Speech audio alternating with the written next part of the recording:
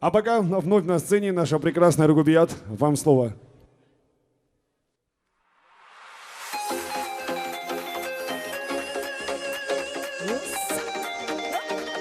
Lично beni kardeşlerim Daniel, Nasir, Ulubi, Daday, Gilan Hanım, kardeşim gel yarayın sen. Kutlayman seni bugün.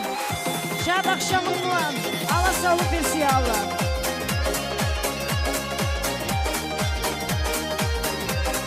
Arslan sizgile barakallah, sağlık.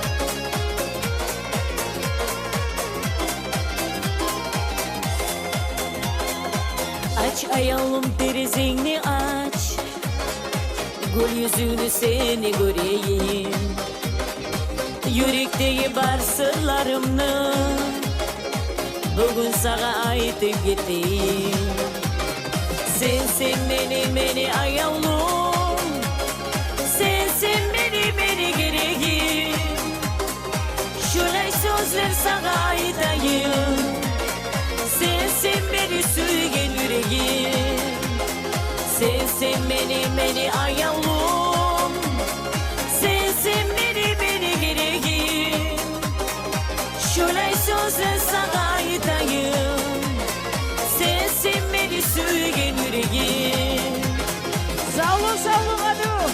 Lично seni Zажигаем все. kardeşlerim, Hoп, hoп, hoп. yerine konaklar. Bravo Bir Inachka. başka sağlık yaşayınız ya Allah. Var bolunuz, bay bolunuz ya Allah. Вари Ислам. Хоп, хоп, хоп.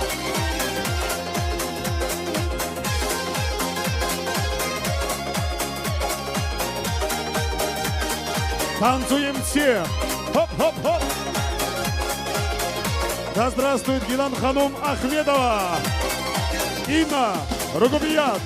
Şunca suygen yürekte darmalar dostum bulmaymış.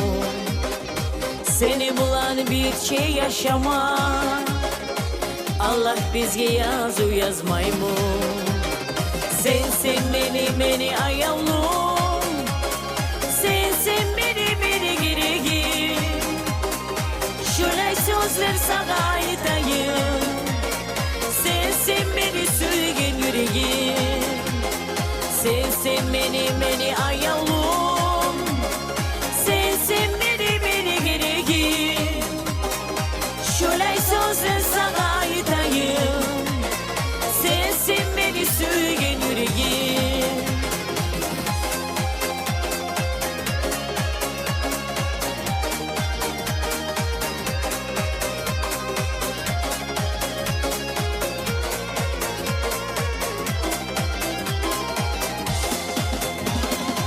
Seni arıyor kuymur gözlerim, unutmağa dostum bulmayman.